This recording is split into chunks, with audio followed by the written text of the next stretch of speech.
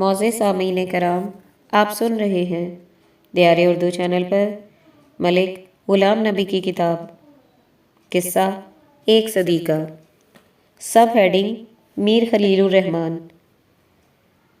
جون 3 plan Hindustan کی سیاسی گتھیوں کا آخری حل تھا۔ جہاں ہندوستان کی آزادی کی ضمانت دی گئی، وہاں پاکستان کے وجود کا اعلان کیا گیا تھا۔ اس ضمن میں 3 جون 1947 کو آل انڈیا ریڈیو سے 3 تقریریں سننے کا موقع ملا تھا۔ قائد اعظم محمد علی جناح، پنڈت جواہر لال نہرو اور سردار بلدیو سنگھ تینوں رہنماؤں نے جون 3 پلان کو منظور کر لیا تھا۔ البتہ قائد اعظم نے اس وقت کے وائسرائے لارڈ ماؤنٹ بیٹن کو یہ کہہ دیا تھا کہ میں جون 3 پلان کو مانتا ہوں، مگر اس کو قبول کرنے یا رد کرنے کا آخری فیصلہ آل انڈیا مسلم لیگ کونسل کے ہاتھ میں ہے۔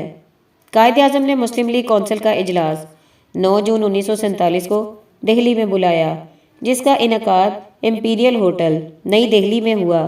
میں نے بھی اجلاس میں شرکت کرنا تھی، اس لیے میں امرتسر سے دہلی پہنچ چکا تھا۔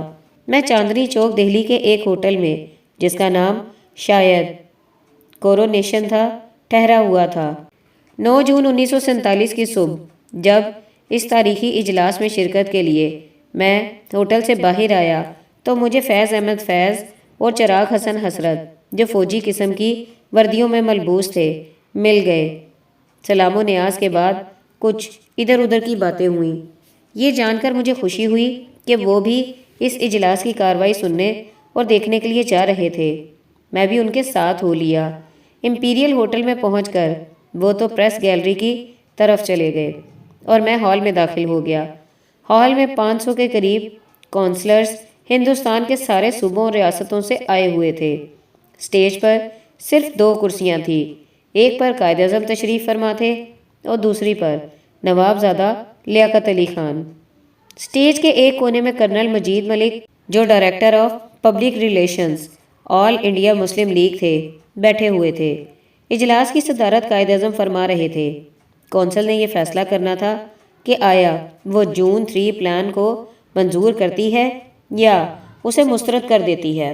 اس سلسلے میں 8 مقررین کو، جن کا تعلق مختلف صوبوں سے تھا، اپنی رائے کا اظہار کرنے کے لیے باری باری بلایا گیا۔ مجھے پنجاب کی طرف سے خطاب کرنے کا موقع دیا گیا۔ میری زندگی کا یہ وہ لمحہ تھا جسے میں کبھی فراموش نہیں کر سکتا۔ میں نے اپنی تقریر میں اس پلان کو منظور کرنے کی حمایت کی۔ یہ اجلاس کوئی 2 بجے دوپہر اپنے اختتام کو پہنچا۔ اس اجلاس کی ساری کارروائی جناب مجید ملک نے روزنامہ جنگ، کراچی سنڈے ایڈیشن، 26 اگست 1968 میں چند یادیں 4 جون 9 جون 1947 کے زیر عنوان تفصیل کے ساتھ بیان کی ہے۔ بہت سے کونسلرز نیچے ہال میں آ کر بیٹھ گئے۔ میں اور میر انور سعید محمود، جو ہماری امرتسر مسلم لیگ کے جنرل سیکرٹری تھے، ایک کونے میں جا بیٹھے۔ اسی اثنا میں ایک نوجوان، جس کے لبوں پر مسکراہٹ تھی، وہ ہماری میز کے قریب آ کر رکا اور اس نے بڑے پروقار انداز میں مجھے میری تقریر پر مبارکباد پیش کی۔ ہم نے اسے اپنے پاس بیٹھنے کے لیے کہا۔ جب گفتگو کا سلسلہ شروع ہوا تو معلوم ہوا کہ نوجوان میر خلیل الرحمن ہیں اور دہلی سے شائع ہونے والے جنگ اخبار کے مالک اور ایڈیٹر ہیں، اور قائد اعظم کے جانثاروں میں ان کا شمار ہوتا ہے۔ ان کی تحریریں قائد اعظم کے فرمودات، تعلیمات اور ارشادات پر مبنی ہوتی ہیں۔ یہ میر خلیل الرحمن سے میری پہلی ملاقات تھی۔ میں 1953 میں پنجاب اسمبلی کا ممبر تھا۔ جناب حمید نظامی آغا شورش کاشمیری اور میٹروپول ہوٹل کراچی میں ٹھہرے ہوئے تھے۔ جناب حمید نظامی آغا شورش کاشمیری اور میں میٹروپول ہوٹل کراچی میں ٹھہرے ہوئے تھے۔ ایک صبح ہمیں ناشتے کے لیے بیچ لگژری ہوٹل میں جانا تھا۔ جب ہم وہاں پہنچے تو میر خلیل الرحمن اور مجید لاہوری وہاں پہلے سے موجود تھے۔ ناشتے سے فارغ ہونے کے بعد ہم ہوٹل کے ہال میں ایک کونے میں آ کر بیٹھے ہی تھے کہ آغا شورش اور مجید لاہوری میں نوک جھوک کا سلسلہ شروع ہوا، اور چند ہی لمحوں میں طنزیہ جملوں اور ایسے ایسے چست مکالمات نے سر اٹھایا کہ یوں چھوٹی سی محفل کشتے زعفران بن گئی۔ حمید نظامی اور میر صاحب زیر لب مسکرا رہے تھے۔ اگر میں کہوں کہ ہم میں سے ہر ایک گفتگو کے معاملے میں اپنے اپنے انداز میں ایک انجمن تھا تو یہ کوئی مبالغہ نہ ہوگا۔ میں میر صاحب کی متانت اور سنجیدہ طبیعت سے بے حد متاثر تھا۔ انہیں انسانوں کو پڑھنے کا، پرکھنے کا قدرت نے ایک ایسا انداز عطا کیا تھا کہ وہ باتوں ہی باتوں میں اپنے مد مقابل کو مو لیتے تھے اور ان کے دل میں اتر جاتے تھے۔ جناب سید حسین شہید سہروردی جب وزیر قانون اور پھر وزیر اعظم بنے تو میں زیادہ تر کراچی ہی میں رہتا تھا۔ ان دنوں میں مغربی پاکستان عوامی لیگ کا کنویس تھا۔ میر صاحب سے اکثر ملاقات ہو جایا کرتی تھی۔ میں عمر میں میر صاحب سے کوئی 10-12 سال بڑا تھا۔ وہ ہمیشہ شفقت سے پیش آتے، یہ ان کی بڑی خوبی تھی۔ وہ بے مثال اخلاق کے مالک تھے۔ چند سال پیشتر ابھی ان کا انگریزی اخبار دی نیوز جاری نہیں ہوا تھا۔ مجھے ایک صبح باغ جناح لاہور میں سیر کرتے ہوئے ملے۔ گرمیوں کا موسم تھا۔ وہ قمیض اور پاجامہ پہنے ہوئے تھے اور آہستہ آہستہ چل رہے تھے۔ میں نے بڑھ کر سلام عرض کیا اور خیریت دریافت کی۔ وہ مسکرائے۔ سچ پوچھئے تو ان کی مسکراہٹ میں ایک شیرنی اور مہک ہوا کرتی تھی۔ کہنے لگے، ملک صاحب، آگے بڑھنا میری زندگی کا مشن رہا ہے۔ ابھی تو گو میں دل کے ہاتھوں کافی پریشان ہوں، پھر بھی ہمت آگے بڑھنے پر مجبور کرتی رہتی ہے۔ میں محسوس کر رہا ہوں کہ اب میری زندگی میں ایک خلا پیدا ہو گیا ہے۔ میں نے کہا، میر صاحب، یہ سب کچھ تو اللہ ہی کی طرف سے ہے۔ وہ بڑا کارساز ہے، اسے فضل کرتے دیر نہیں لگتی۔ جب میں نے یہ سنا کہ وہ لندن کے ایک ہسپتال میں اپنے مالک حقیقی سے جا ملے ہیں تو میں سوچنے لگا کہ کل کا یہ بے سر و سامان اور بے وسیلہ صحافی اپنی بے غرض محبت، لگن، خلوص، جذبہ اور ہر دم ایک ولولہ تازہ سے سرشار انسان ایک دن صحافت کا آفتاب بن کر چمکے گا۔ گو وہ تنہا تھا، پھر بھی وہ پورا اعتماد اور عزم صمیم کے ساتھ اپنی منزل ڈھونڈ رہا تھا۔ وہ جو عجز و انکساری کا ایک پیکر تھا، جس میں مروت بھی تھی اور انسانیت کے لیے اظہار عقیدت اور احترام کے جذبات بھی۔ وہ جو غرور و تکبر سے پاک تھا، حقیقت میں وہ سراپا اخلاص اور ایک تاریخ ساز شخصیت تھے۔ میری دعا ہے کہ اللہ تعالیٰ ان کی تربیت پر اپنی لا تعداد رحمتیں نازل فرمائے، آمین۔ سب ہیڈنگ: عاشق محمد خان مزاری۔ ایک ایسے انسان دوست تھے جن کی دوستی پر جتنا بھی فخر کیا جائے کم ہے۔ دوستوں کے وہ بڑے محسن تھے۔ ہر دوست کے جائز مطالبے کو پورا کرنا ان کی عادت کا خاصہ تھا۔ عمر میں وہ مجھ سے بہت چھوٹے تھے۔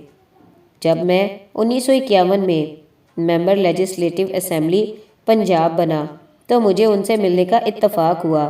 وہ امیر حسین شاہ، جنہیں ان کے دوست کاکو شاہ کہتے تھے، کہ عزیز دوستوں میں سے تھے۔ مزاری صاحب کے پاس بڑے اہم عہدے رہے، مگر اس کے باوجود ان کے مزاج میں تکبر اور غرور کبھی پیدا نہیں ہوا۔ میں نے جب بھی ان سے جائز مطالبہ کیا، انہوں نے خندہ پیشانی سے اسے پورا کیا۔ میں اکثر ان سے ملا کرتا تھا۔ وہ عجز و انکساری کے پیکر تھے۔ جب 1970 میں جیل سے MPA بن کر باہر نکلے جب 1970 میں جیل سے MPA بن کر آیا تو مجھے ایک ہوٹل میں ملے اور بڑے ہی شاندار الفاظ میں مجھے مبارکباد پیش کی۔ جب میں وزیر تعلیم بنا تو میں انہیں ملنے ان کے گھر گیا۔ وہ بہت خوش تھے۔ میں نے از راہ مذاق عرض کیا کہ اگر کوئی خدمت میرے سپرد کی جائے تو میں انشاءاللہ اسے پورا کرنے میں کوئی کسر اٹھا نہیں رکھوں گا۔ آخری بار وہ مجھے میرے عزیز دوست خدر پوش کے انتقال پر ملے۔ ہم دونوں نماز جنازہ میں ساتھ ساتھ کھڑے تھے۔ بعد میں عبدالحفیظ کاردار، رویداد خان، کئی اور دوسرے دوست بھی ہمارے ساتھ شریک ہو گئے اور مرحوم کی زندگی کے مختلف پہلوؤں پر گفتگو ہوتی رہی۔ مزاری صاحب علم و فضل میں کسی سے کم نہیں تھے۔ اللہ تعالیٰ نے انہیں بہت بڑا دل دیا تھا۔ ہر معاملے میں ان کی قوت برداشت قابل تحسین تھی۔ کسی کی دل آزاری کرنا ان کا شیوا نہیں تھا۔ ان کے سسر میرے قریبی دوستوں میں سے تھے۔ Sub heading: Abdul Hafeez Kardar. جناب کاردار کرکٹ کے نامور کھلاڑی تھے۔ وہ پاکستان کرکٹ ٹیم کے کپتان بھی رہے تھے۔ آکسفورڈ یونیورسٹی کے ایم اے تھے۔ ایک بااصول انسان، سخت طبیعت کے مالک، غلط بات پر سمجھوتا نہیں کرتے تھے۔ نظم و ضبط کے معاملے میں ضرورت سے زیادہ سخت، دوستوں کو ہمیشہ عزت کی نگاہ سے دیکھتے تھے اور ان کی میزبانی پر فخر محسوس کرتے تھے۔ ایک منجھے ہوئے سیاستدان کی حیثیت رکھتے تھے۔ گروپ تراسی، جو ایک غیر سیاسی جماعت تھی، اس کے کنویز تھے۔ ملک و قوم کی بہتری کے منصوبے، پیچیدہ اور گمبھیر حالات سے چھٹکارا حاصل کرنے کی اسکیمیں اور طریقے اسی پلیٹ فارم سے پیش کیے جاتے تھے۔ سلجھے اور منجھے ہوئے دانشوروں کے خیالات اور ان کی تجاویز کو سننے اور پڑھنے کے مواقع پیدا کرتے تھے۔ سیاست میں میرے ساتھی تھے، میرے عزیز ترین دوستوں میں سے تھے۔ میں انہیں کپتان صاحب کہہ کر مخاطب ہوتا تھا۔ انگریزی کے بہترین مقرر تھے۔ وہ 2 بار وزیر بھی بنے۔ آخری بار وہ پنجاب کے وزیر اعلیٰ محمد حنیف رامے کی کابینہ میں وزیر تھے۔ پنجاب اسمبلی کی بلڈنگ میں وزیر اعلیٰ کا دفتر بھی تھا۔ ایک شام کسی کیس کے سلسلے میں وزیر اعلیٰ سے ملنے کے لیے میں ان کے کمرے میں جانا چاہتا تھا۔ ایک شام کسی کیس کے سلسلے میں وزیر اعلیٰ سے ملنے کے لیے ان کے کمرے میں جانا چاہتے تھے۔ وزیر اعلیٰ کے پاس ان کا سیکرٹری بیٹھا تھا۔ وزیر اعلیٰ نے کہلا بھیجا تھا، جب میں فارغ ہو جاؤں گا آپ کو بلوا لوں گا۔ کافی دیر ہو چکی تھی۔ وہ پھر ان کے کمرے کی طرف آ گئے اور ملازم سے کہا کہ وزیر اعلیٰ کو میری آمد کی اطلاع کر دو۔ وزیر اعلیٰ کی طرف سے پھر وہی جواب موصول ہوا۔ سیدھے کمرے میں آئے اور آتے ہی اپنا استعفیٰ لکھ کر وزیر اعلیٰ کو بھجوا دیا اور خود گھر چلے گئے۔ خودداری جو انسانیت کا جوہر اصلی ہے، اس کے بہت بڑے پرستار تھے۔ وہ کئی کتابوں کے مصنف بھی تھے۔ 1970 کے الیکشنوں میں جیل میں تھا۔ انہوں نے چودھری عید محمد کے ساتھ مل کر ایک ٹیم بنائی۔ اس ٹیم میں میری بیوی بھی شامل تھی۔ اس ٹیم کے اراکین نے کئی میٹنگوں کو خطاب بھی کیا۔ کپتان صاحب نے دل کی بیماری کے ہاتھوں بہت تکلیف اٹھائی۔ کئی بار امریکہ اور انگلستان کے ڈاکٹروں کے پاس بھی گئے، مگر بہتری کی کوئی صورت پیدا نہ ہو سکی۔ آخر مایوس ہو کر وطن لوٹے۔ کافی کمزور ہو گئے تھے۔ ایک دن میں نے ٹیلی فون کیا اور پوچھا، کپتان صاحب اب طبیعت کیسی ہے؟ کہنے لگے، نبضیں چھوٹی ہوئی ہیں، سانس ہے اکھڑی اکھڑی۔ اگلی صبح اطلاع ملی کہ اکھڑی اکھڑی سانس ہمیشہ کے لیے رک گئی ہے اور حفیظ کاردار ہمیں داغ مفارقت دے گئے۔ سب ہیڈنگ: شیخ مسعود صادق۔ ہم پہلی کچی جماعت میں اکٹھے داخل ہوئے تھے۔ 10ویں جماعت تک ہم بہترین دوست تھے۔ پتنگیں اڑانا ہمارا محبوب مشغلہ تھا۔ ان کی حویلیاں کئی کنالوں پر پھیلی ہوئی تھیں۔ اسکول میں ہم شرارتیں بھی کرتے تھے۔ کئی بار ہمیں سزائیں بھی ملی، لیکن ہم باز نہیں آتے تھے۔ ہمارا ایک دوست حفیظ، جسے ہم بندر کہتے تھے، وہ بھی بلا کا شرارتی تھا۔ کرکٹ کا کھیل بھی ہمارا مشترکہ شوق تھا۔ میٹرک پاس کرنے کے بعد ہم نے خالصہ کالج میں داخلہ لیا۔ ہمارے مضامین مختلف تھے، ملاقات کم ہوتی تھی، لیکن ہماری دوستی میں کوئی فرق نہیں آیا۔ جب ہم لاہور آئے، میں ایم اے میں تھا اور شیخ صاحب BCom کے طالب علم تھے۔ ہماری ملاقاتیں تو ہوتی رہتی تھیں، مگر اب ہماری ذمہ داریوں کی نوعیت بدل گئی تھی۔ تحریک پاکستان میں وہ ہمارے ساتھ تھے۔ ان کی حیثیت ایک کارکن کی تھی۔ سیاست ان کے گھر کی لونڈی تھی۔ ان کے تایا بیرسٹر شیخ صادق حسن سیاست میں نمایاں مقام رکھتے تھے۔ پھر ان کے والد شیخ محمد صادق بیرسٹر بھی کم نہیں تھے۔ وہ بڑے ہی ہردل عزیز اور مسلمانوں کے ہیرو تھے۔ اسمبلی میں ان دونوں بھائیوں میں سے ایک ضرور ممبر ہوتا تھا۔ شیخ مسعود صادق امرتسر میں اپنی انفرادی شناخت رکھتے تھے۔ پاکستان میں انہوں نے راولپنڈی میں قیام کیا۔ راولپنڈی میں انہوں نے اپنے مرحوم والد کے نقش قدم پر چلتے ہوئے بڑی شہرت حاصل کی۔ وہ کئی حکومتوں میں وزیر بنے۔ جب لاہور آ گئے تو ہر روز ہماری ملاقات ہوتی تھی۔ ان کے گھر کے سامنے ایجرٹن روڈ پر ہماری کلب تھی، جہاں ہم سب دوست اکثر اکٹھے ہوتے تھے۔ شیخ مسعود صادق بڑی خوبیوں کے مالک تھے، طبیعت میں شگفتگی بدرجہ عتم موجود تھی، دوستوں کے دوست تھے اور ان کے کام آتے تھے۔ وزارت کے دور میں انہوں نے دوستوں سے کبھی سرد مہری نہیں برتی، ان کا انداز اور سلوک ویسا ہی ہوتا تھا جیسے وزارت سے پہلے۔ میرے عزیز ترین دوستوں میں سے تھے۔ سیاست میں ہم ایک دوسرے کے حریف تھے۔ لاہور میں انجمن اسلامیہ امرتسر کے صدر بھی تھے، ایم ای او کالج کی گورننگ کونسل کے چیئرمین تھے۔ چھوٹے بڑے سب ان سے خوش رہتے تھے، ان کا سلوک ہر ایک کے ساتھ مشفقانہ انداز کا ہوتا تھا۔ سب ہیڈنگ میاں محمد امین۔ امرتسر کی چند شخصیات ایسی تھیں جن کا ذکر مختلف محفلوں میں اکثر ہوتا رہتا تھا۔ ان شخصیات کی کچھ خوبیاں تھیں جنہیں لوگ پسند کرتے تھے۔ وہ ایسے کاموں میں شرکت کرتے دکھائی دیتے تھے جن سے عوام کا تعلق ہوتا تھا۔ میاں محمد امین بھی ان میں سے ایک رئیس تھے۔ مالی پوزیشن مضبوط تھی، ہائیڈز اور سکنز کا کاروبار تھا۔ امرتسر کی میونسپل کمیٹی کے ممبر کے علاوہ انجمن اسلامیہ امرتسر کے بڑے طاقتور اور با اثر ممبر تھے۔ انجمن کے مردوں اور عورتوں کے کوئی 4-5 ہائی سکول تھے، ایم ای او کالج تھا، میوہ منڈیاں تھیں، باغات تھے، زمینیں تھیں۔ میاں محمد امین ایک راست باز اور درد دل رکھنے والے انسان تھے۔ غریبوں اور مستحق افراد سے خندہ پیشانی سے پیش آتے تھے اور ان کی ضروریات اکثر پوری کر دیا کرتے تھے۔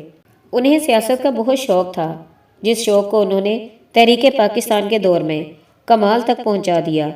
فسادات کے دنوں میں وہ بڑے زبردست سرگرم کارکن کی حیثیت سے سرگرداں نظر آتے تھے۔ زخمیوں کی دیکھ بھال وہ ایک فرض سمجھ کر کرتے تھے۔ جو کارکن پکڑے جاتے تھے ان کو رہا کرانے کے لیے افسران سے ملاقاتیں کرتے اور اکثر اپنے مقصد میں کامیاب بھی ہو جاتے۔ ڈاکٹر امیر الدین اور شیخ محبوب الہی کے دو بہت گہرے دوست تھے۔ یہ سب حضرات میاں محمد شفیع مگوں کے دفتر میں، جو میاں شریف کی جرنیلی سڑک والی بلڈنگ میں واقع تھا، میٹنگیں کیا کرتے تھے اور ملکی حالات کی روشنی میں اپنے کارکنوں کو باخبر رکھتے۔ پاکستان میں میاں صاحب ممدوٹ کے ساتھی بنے۔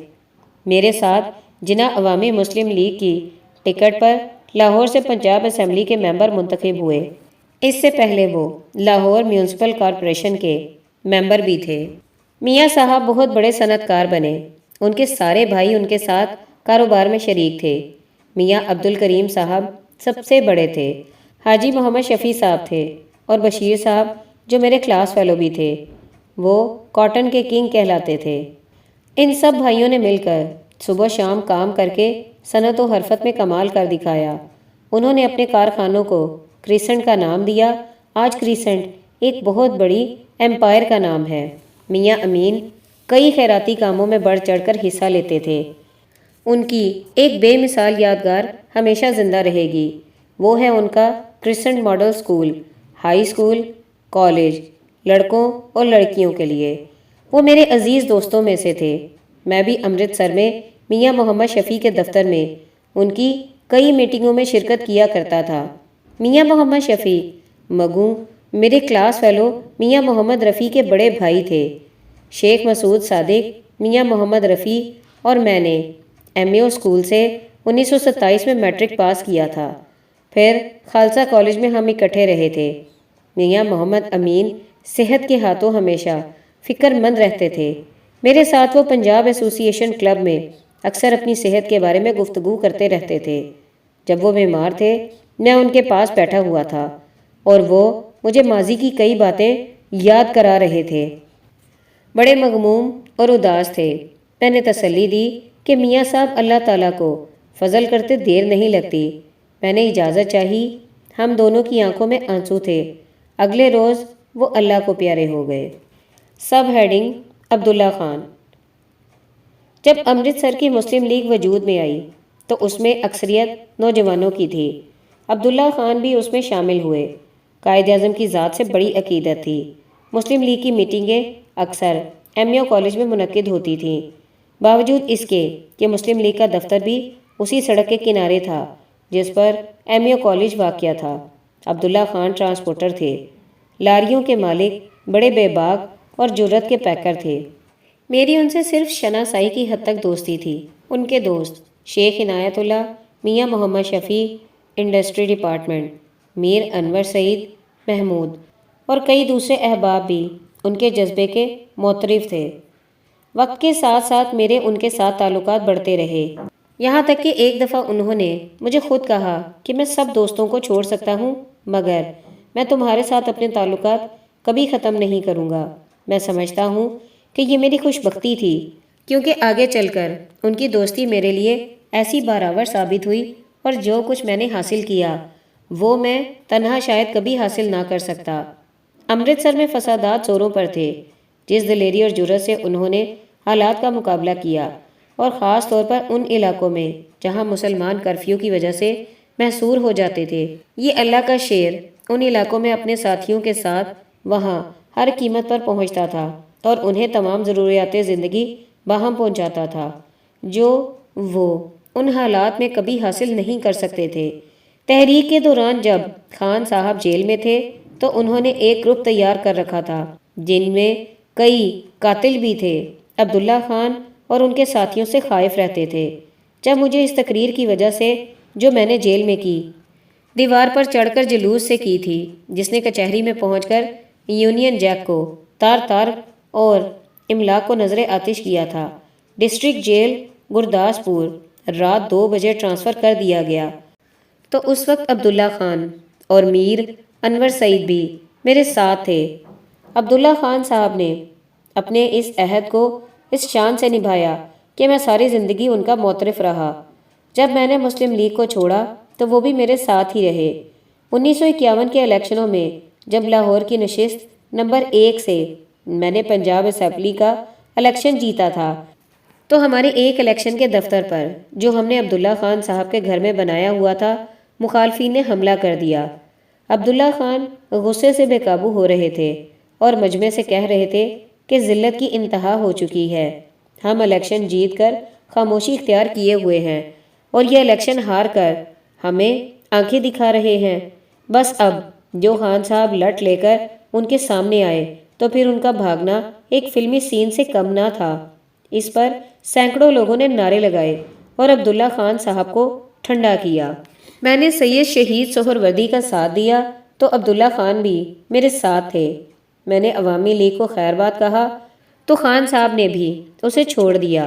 میں نے جب اپنے ساتھیوں کے ہمراہ خان عبدالقیوم خان کی مسلم لیگ میں شمولیت کی تو عبداللہ خان اپنے بیٹے عبدالرؤف خان اور نوجوان ساتھیوں کے ہمراہ مسلم لیگ میں شامل ہو گئے۔ میں ان کی کس کس وفا کا ذکر کروں، چراغ لے کر بھی ڈھونڈوں تو ایسا دوست نہیں مل سکے گا۔ ان کے داماد محمد یاسین قریشی میرے عزیز ترین دوستوں میں سے تھے۔ وہ میرے ہر معاملے میں میرے ساتھ ویسا ہی اشتراک کرتے رہے جو خان صاحب کیا کرتے تھے۔ ہمیں اپنے ان دوستوں کے گروپ سے جو تعاون حاصل تھا وہ کبھی فراموش نہیں کیا جا سکتا۔ ان میں مولوی رحمان، خواجہ پرویز، مفتی عبید اللہ، خواجہ رفیق، مالک رفیق ہوٹل انارکلی، مولوی ظہور، نصیر خان، خواجہ مظہر حسین، آغا بشیر سمندری، آغا محمد حسین، بابو نور، غنی بٹ اور غلام حسین بٹ قابل تحسین ہیں۔